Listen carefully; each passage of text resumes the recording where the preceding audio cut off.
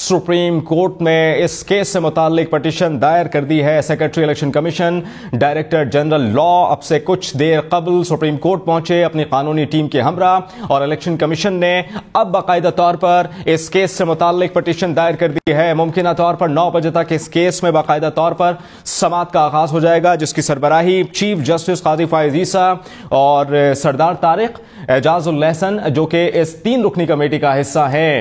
Election commission की जानिब से सुप्रीम कोर्ट में बाकायदा तौर पर इस केस से मुताल्लिक पटिशन दायर की गई है और पटिशन समाअत के लिए मुकर्रर भी हो चुकी है। चीफ जस्टिस काजी फायज ईसा और सरदार तारिक एजाजुल एहसन 3 रुकनी कमेटी है जो इस केस में बाकायदा तौर पर अब समाअत करेगी।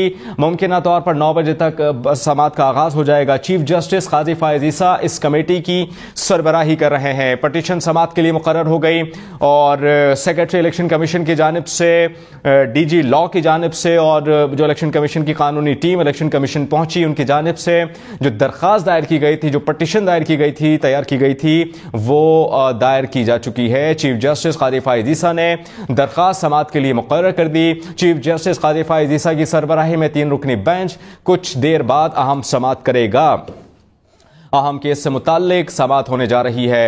इलेक्शन कमीशन ने सुप्रीम कोर्ट में पटिशन दायर की है। पटिशन समाअत के लिए मुकर्रर हो चुकी है। चीफ जस्टिस काजी फायज ईसा ने दरख्वास्त समाअत के लिए मुकर्रर कर दी है। चीफ जस्टिस काजी फायज ईसा की सरबराही में 3 रुकनी बेंच कुछ देर बाद अहम समाअत करेगा।